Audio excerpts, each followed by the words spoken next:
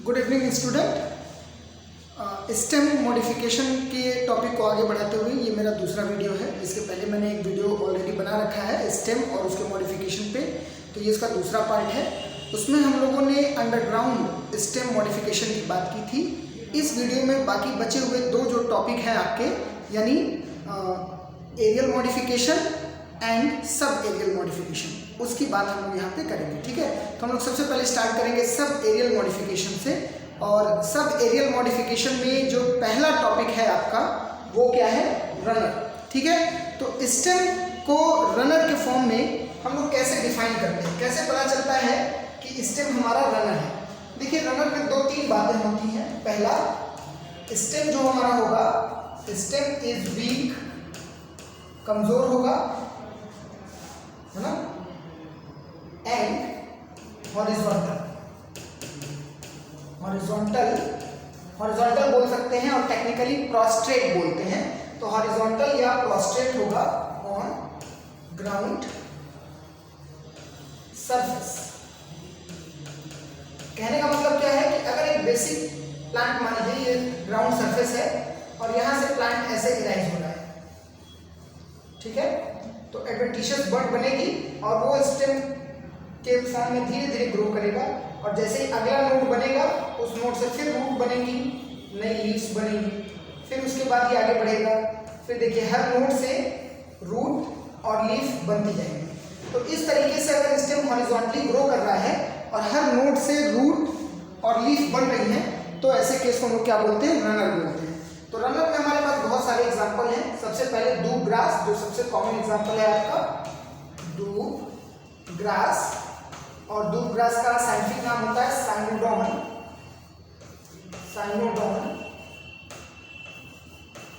डैक्टिलियम। तो साइनोडॉन डैक्टिलियम दूब ग्रास की अगर आप बात करें, देखिए इसमें यहाँ से ऐसे ये हॉरिजॉन्टल स्टेम जा रहा है और उससे ब्रांचेस निकल रही हैं, रूट्स निकल रहे हैं। ठीक है, अगर इसको हम लोग यहाँ पे फोकस करें तो यहाँ पे देखिए एक पार्ट बना हुआ है इसका, इसी तरह से बिल्कुल, है ना, एग्जैक्टली सेम चीज कि स्टेम हॉरिजॉन्टली जा रहा है, हर नोड से रूट बन गई है, ऊपर की तरफ लीफ बन गई है। दूसरा एग्जांपल हमारे पास है ऑक्जेलिस का। एक डायग्राम यहाँ बना हुआ है ऑक्जेलिस का, दूसरा डायग्राम आपका यहाँ बना हुआ है। ये ओरिजिनल डायग्राम है, ये इसका पिक्चोरियल रिप्रेजेंटेशन है। ठीक है, तो ऑक्जेलिस में भी अगर आप देखेंगे, दूसरा एग्जाम्पल आपका ऑक्जेलिस हो जा रहा है। ऑक्जेलिस को बोलते हैं सौर ग्रास।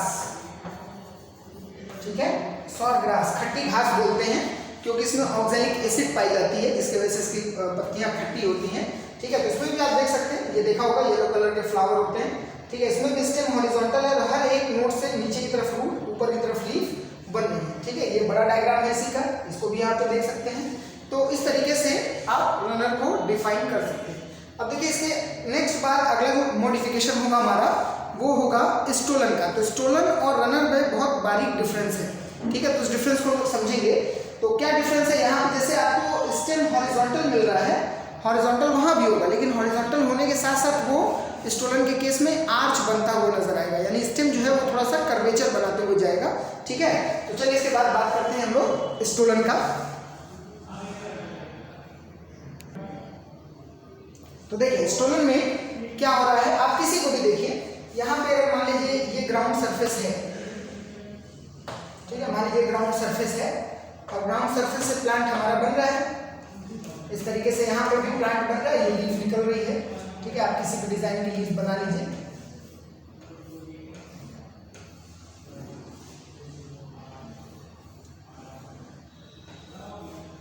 इस तरीके से लीफ बनती जा रही है और यहाँ पे जो स्टेम हमारा हॉरिजॉन्टल होगा, वो देखिए आर्च बनाता हो जाएगा और फिर अगले नोड पे रूट बना देगा। ठीक है, फिर एक नई ब्रांच इसी तरीके से बनेगी, फिर ये आर्च बनाता हुआ जाएगा। ठीक, तो स्टेम यहाँ पे भी क्या है, स्टेम हमारा यहाँ पे भी stem is weak and horizontal. ठीक है, वीक है और हॉरिजॉन्टल है, लेकिन क्या बना रहा है, आर्च। ठीक है, आर्च फॉर्मेशन। तो अगर आर्च फॉर्मेशन हो रहा है तो ऐसे केस को हम लोग क्या बोलेंगे, स्टोलन बोलेंगे, है ना। तो स्टोलन में हमारे पास एग्जांपल क्या है, देखिए सामने दिख रहा है स्ट्रॉबेरी। एग्जांपल की बात करें तो स्ट्रॉबेरी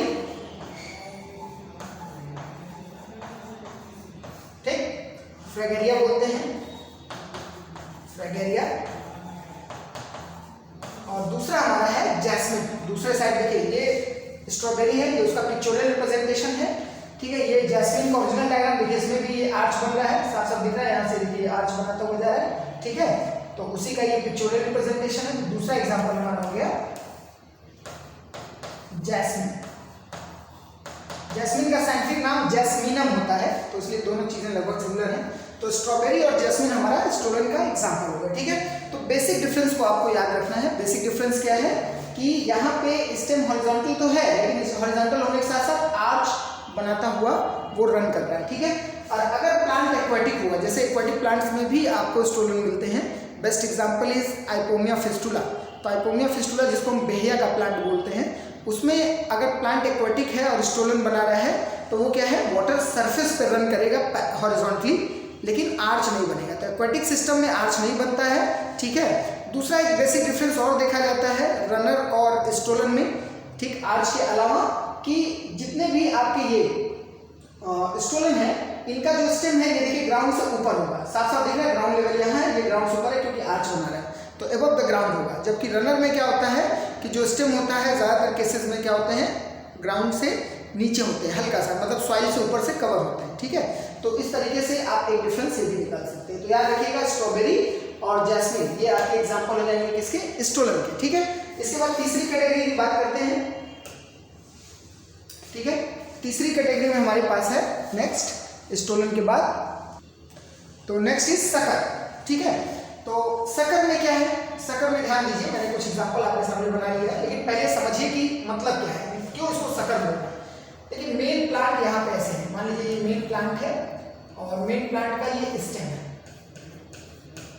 तो स्टेम का जो हिस्सा ग्राउंड के अंदर है वो क्या हो गया, basal part, underground basal part of stem. और यहाँ से मान लीजिए ऐसे रूट निकल रही है, हम एक लाइन ऑफ डिफ्रेंसिएशन खींच ले रहे हैं ताकि आप इसके पार्ट्स को डिफ्रेंशिएट कर पाए। तो ये हमारा रूट हो गया और ये क्या हो गया, बेसल पार्ट, ठीक है, बेसल पार्ट है ना। स्टेम का बेसल पार्ट हो गया, बेसल पार्ट ऑफ स्टेम लिख सकते हैं, स्टेम। तो स्टेम का बेसल पार्ट हो गया।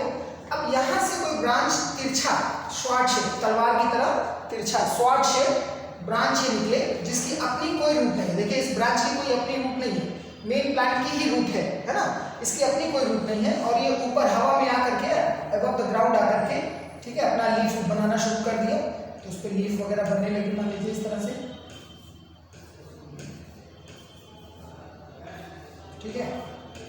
तो एक लीफी शूट बना रहा है, क्या बना रहा है, लीफी शूट।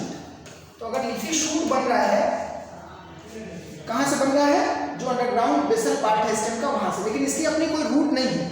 और जब इसकी अपनी कोई रूट नहीं है तो ये न्यूट्रिएंट्स यानी वाटर और सारी चीजें यहीं से सक करेगा। तो इसी सक करने की वजह से मेन प्लांट से ये निकालेगा, है ना, सक करेगा। तो इसी सक करने की वजह से नाम क्या पड़ा है, शक्कर।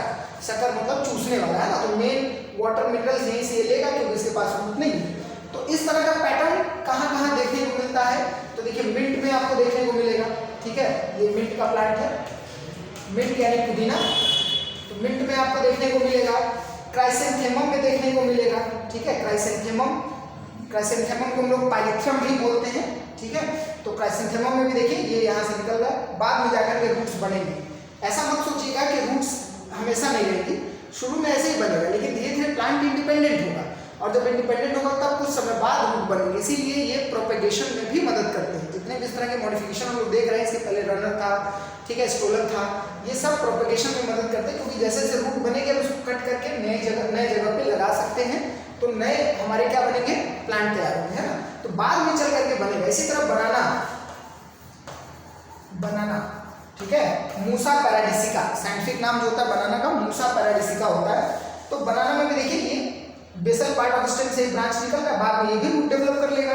तो स्टार्टिंग में कैसा है, शक्कर की तरह बिहेव कर रहा है ना। बहुत सारी किताबों में बनाना को लेकर के बड़ा कंफ्यूजन है, कहीं इसको राइजोम का एग्जाम्पल बताते हैं, कहीं इसको कॉर्न का एग्जाम्पल बताते हैं, कहीं इसका क्या बोलते हैं कि शक्कर का एग्जाम्पल बताते हैं। तो एक्चुअल में इसका जो बिहेवियर है वो शक्कर जैसा है, राइजोम जैसा नहीं है ना। तो इसलिए कंफ्यूज मत होइएगा, ये आपका शक्कर है। फिर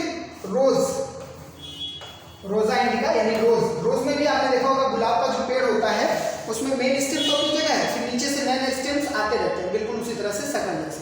ठीक है, तो इस तरीके से अगर मेन अंडरग्राउंड वाले पार्ट से, जो स्टेम का अंडरग्राउंड वाला पार्ट है, उससे शॉर्ट शेप ऑब्लिक यानी तिरछा एक ब्रांच निकल रहा है जो सॉइल के ऊपर आकर के लीफी शूट बना रहा है, तो उसको हम लोग क्या बोलते हैं, शकल बोलते हैं। ठीक है, चलिए नेक्स्ट चलते हैं। शकल के बाद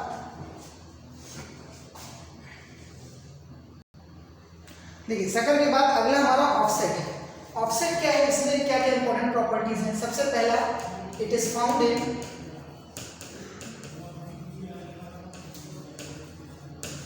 एक्वाटिक फ्लोटिंग प्लांट,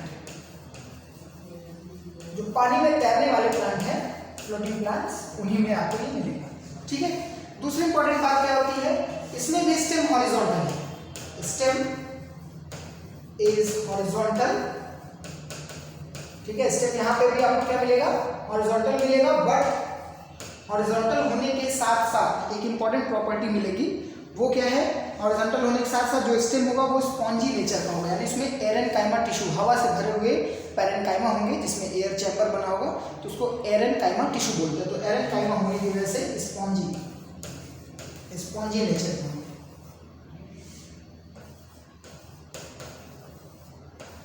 ठीक है, बट ऑफ स्पॉन्जी नेचर, तो स्पॉन्जी नेचर के आपको मिलेंगे। तो इसमें एग्जांपल क्या है, देखिए इकॉर्निया आप सब जानते हैं, वाटर हाइसिंथ या इकॉर्निया बोलते हैं, जिसको टेरर ऑफ बंगाल भी बोला जाता है। ठीक है, इसका फ्लावर देखिए बहुत खूबसूरत पर्पल कलर का है। अब इसी का एक पिक्चोरियल रिप्रेजेंटेशन नीचे दिया गया है, तो इसमें देखिए ये हमारा ऑफसेट है, हॉरिजॉन्टल।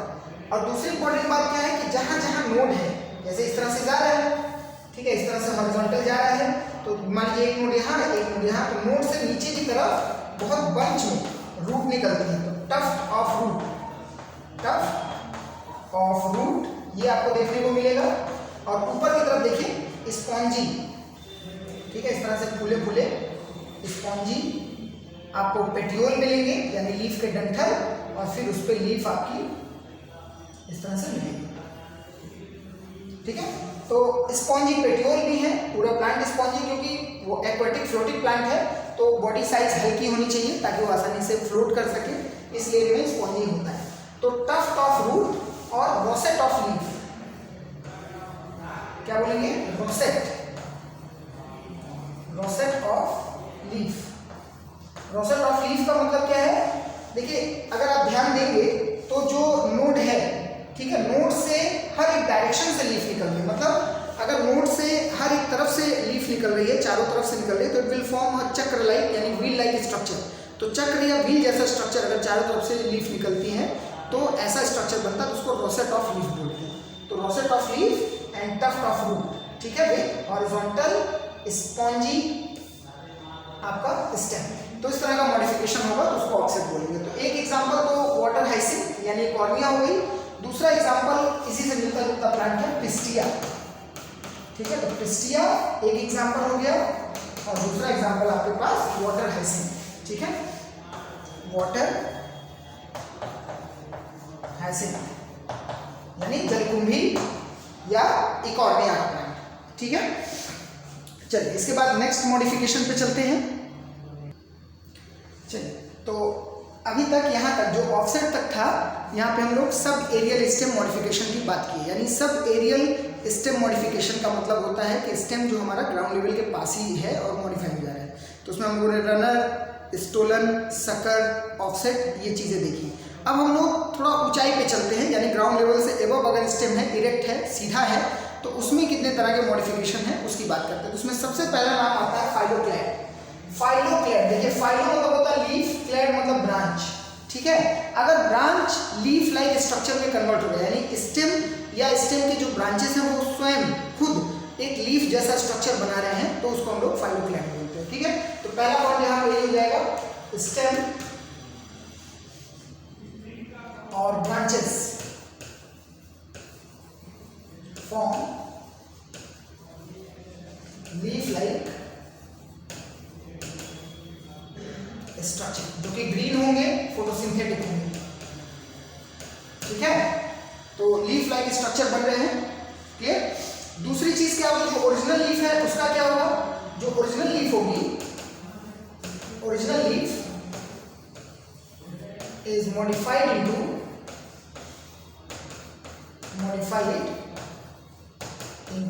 स्पाइन। जो ओरिजिनल लीफ है वो कांटों में बदल जाएगी। क्यों ऐसा होगा? क्योंकि फाइलोक्लैड किसका एडॉप्टेशन है? It is xerophytic adaptation.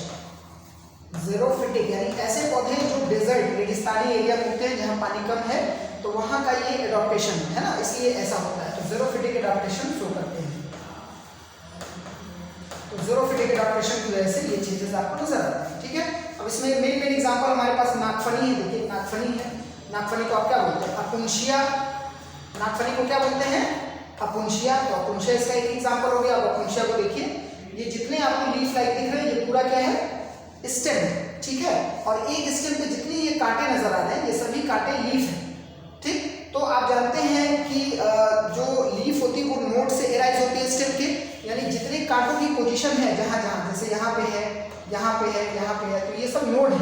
और बीच का एरिया क्या है? इंटरनोड है। बीच का पूरा एरिया इंटरनोड है। तो नोड देखिए काफी स्कैटर्ड है, बिखरा हुआ है। तो स्कैटर्ड नोड आपको मिलेगा। इंपॉर्टेंट बात क्या है कौन-सी हमें? नोड आर स्कैटर्ड नोड आपको मिलेंगे। ठीक है, दूसरा एग्जांपल इसका यूफोर्बिया है। ये हमारे पास बना हुआ है यूफोर्बिया।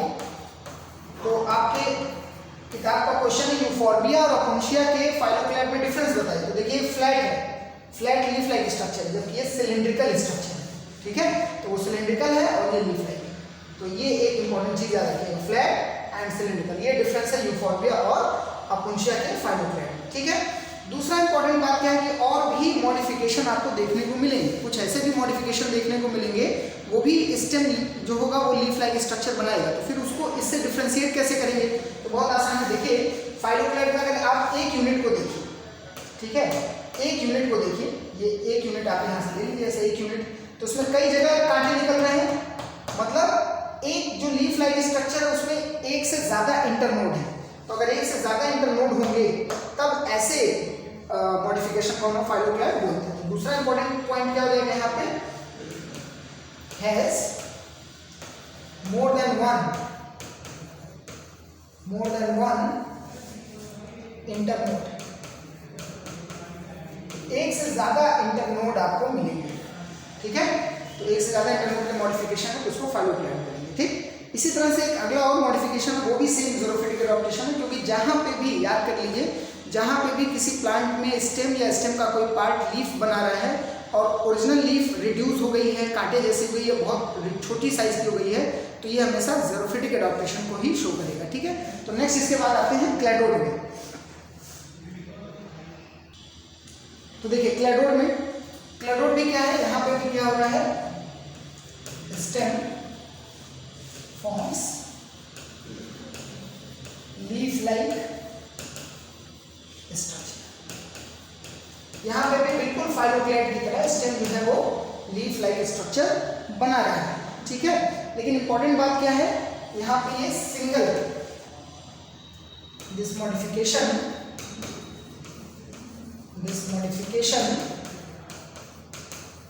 Has single internode. एक ही इंटरनोड का बना होता है, जबकि फाइलोक्लैड में हमने क्या देखा था? एक से ज्यादा कई इंटरनोड थे, मैनी इंटरनोड है ना, जबकि यहाँ पे क्या है? सिंगल इंटरनोड मिलेगा। इसमें एग्जांपल है रस्कस। ये आपके सामने रस्कस है। देखिए रस्कस का फ्लावर लीफ के ऊपर इलाज हो रहा है और ये आपके फ्रूट्स हैं। ठीक है, तो रस्कस बहुत सारी किताबों में, मैं पहले क्लियरफाई कर दे रहा हूँ, कुछ बहुत सारी किताबों में रस्कस को फाइलोक्लैड में रखा है क्योंकि यहाँ से ये लीफ ये फ्रूट जो बन रहा है, ठीक है, इस वजह से। लेकिन ऐसा नहीं है। ठीक है, हम लोग रियल में ये किस में आता है? आपका क्लैडोड में आता है। तो ruscus is example of cladode, phylloclade का एग्जांपल नहीं है। ठीक है, अगर क्वेश्चन आए और आप टिक कर देंगे फाइलोक्लैड तो गड़बड़ हो जाएगा। ठीक, दूसरा हमारा एस्पैरगस है। दूसरा एग्जांपल हमारा क्या है? सतावर, जिसको एस्पैरगस बोलते हैं।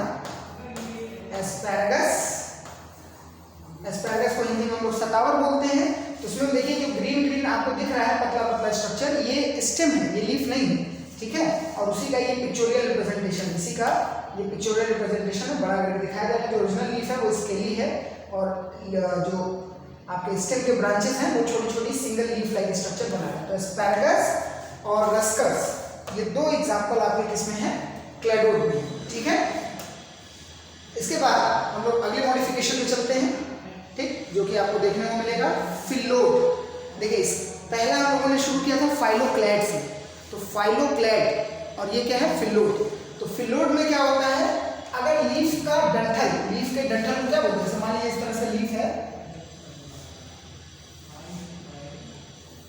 ऐसे लीफ है, तो लीफ के इस डंठल को क्या बोलते हैं, पेटियोल, ठीक है। और पेटियोल अगर क्या हो जाए, फॉर्म्स लीफ लाइक स्ट्रक्चर, अगर पेटियोल लीफ लाइक स्ट्रक्चर बना ले तो उसको हम लोग क्या बोलते हैं, फिलोड बोलते हैं। तो इसका एग्जांपल देखिए लेमन। अब लेमन को ध्यान से देखिए, लेमन में देखिए ये लीफ है और ये लीफ का पेटियोल है, जो कि बिल्कुल लीफ जैसा ही दिख रहा है ना, ठीक है। तो ये हमारा लेमन हो गया, लेमन इसका एग्जांपल हो गया। दूसरी तरफ हमारे पास एक एग्जांपल और है, ऑस्ट्रेलियन बबूल। ये दूसरा एग्जांपल हमारा है ऑस्ट्रेलियन बबूल, ठीक है। तो ऑस्ट्रेलियन बबूल और लेमन ये आपके फिलोड के एग्जांपल। और फिलोड क्या है, लीफ का पेटियोल अगर लीफ लाइक स्ट्रक्चर बना ले रहा है, चपटा हो जा रहा है बिल्कुल लीफ की तरह, तो उसको हम लोग फिलोड बोलेंगे, ठीक है। चलिए लास्ट मॉडिफिकेशन को देखते हैं, सेकेंड लास्ट मॉडिफिकेशन को देखते हैं। इसके बाद टेंड्रिल, ठीक है। टेंड्रिल क्या होते हैं, थ्रेड लाइक स्ट्रक्चर, थ्रेड यानी धागे जैसा, थ्रेड लाइक स्ट्रक्चर, है ना।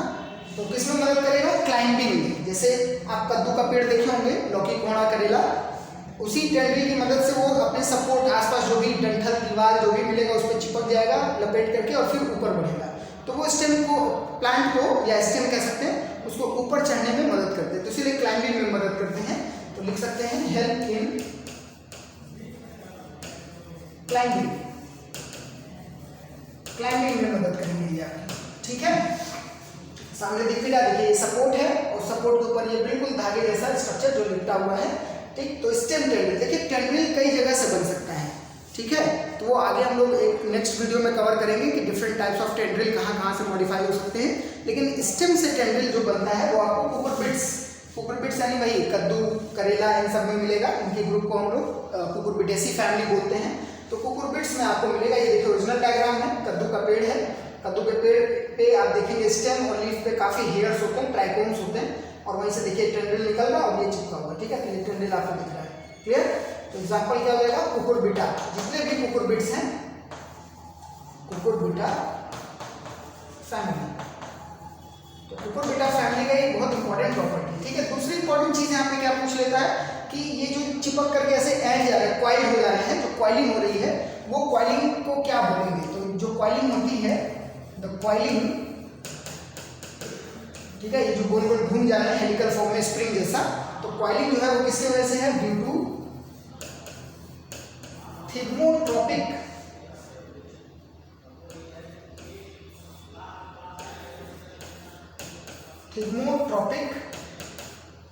मूवमेंट।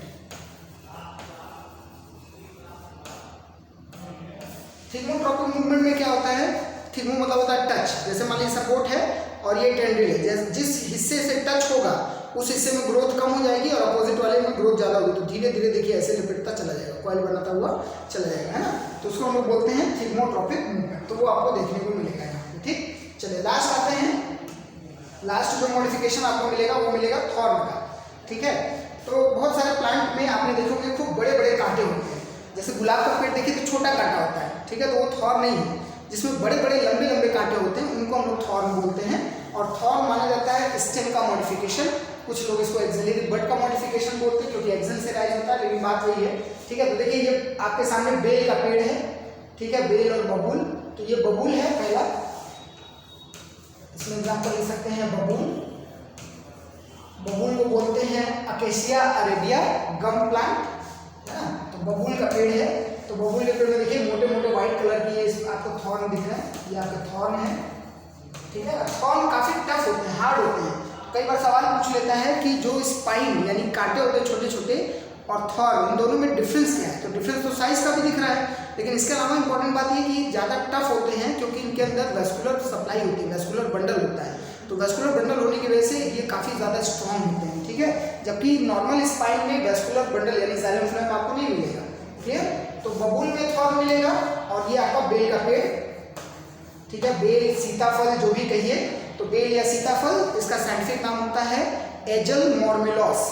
तो एजल मॉर्मेलॉस या बेल के पेड़ में भी आपको इस तरह का थॉर्न देखने को मिलेगा। देखिए काफी बड़ा सा थॉर्न यहाँ पे दिख रहा है, ठीक है। और यहाँ पे बबूल में ढेर सारे आपको नजर आ रहे हैं, ठीक है। तो ये हमारा स्टेम मॉडिफिकेशन का वीडियो यहाँ पे कंप्लीट हुआ। इसके बाद नेक्स्ट वीडियो हम लोग लीफ पे बनाएंगे, क्लियर। तो अगर आपको हमारी वीडियो अच्छी लग रही हो, आपको पसंद आ रहा हो, तो लाइक करिए, कमेंट करिए, शेयर करिए। Okay, thank you.